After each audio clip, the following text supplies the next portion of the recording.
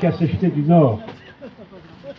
Bon, je ne vais pas dire grand-chose, puisque beaucoup de choses ont déjà été dites, mais il faut souligner qu'encore une fois, nous nous retrouvons devant une entreprise, comme nous nous sommes retrouvés mardi dernier devant le tribunal de Valenciennes pour défendre les camarades électriciens gaziers, comme nous nous sommes retrouvés jeudi dernier pour défendre devant le tribunal de Lille notre secrétaire général, comme nous nous retrouverons encore, et il y a déjà une date d'annoncer le 5 juin pour défendre notre camarade Guillaume de l'hôpital de Maubeuge, encore une fois, et ça commence à bien faire. Qu'est-ce qu'on constate? Partout, que ce soit ici dans le Nord, que ce soit à Paris, que ce soit en Martinique, on vient de le souligner, partout, nous sommes attaqués. Les syndicalistes, et notamment la CGT, est attaquée. Pourquoi? Posons-nous la question, pourquoi?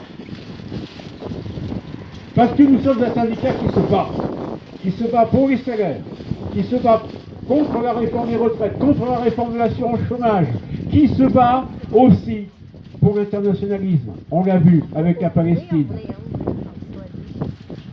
Alors, je voudrais juste vous dire une chose.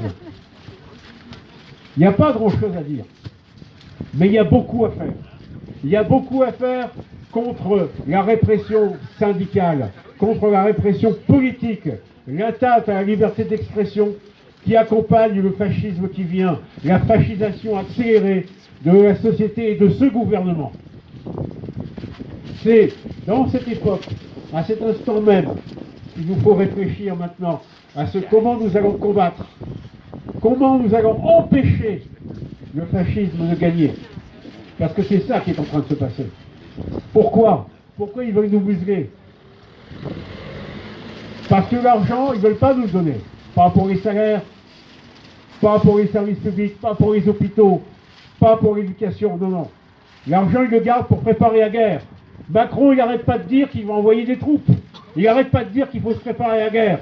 Mais pour qu'un peuple, pour qu'un État puisse entrer en guerre, il faut que son peuple soit muselé. Et ça commence par nous, les camarades. Alors il va falloir qu'on fasse ce qu'on a à faire. Pas beaucoup à dire, mais on a énormément à faire. Merci, camarades.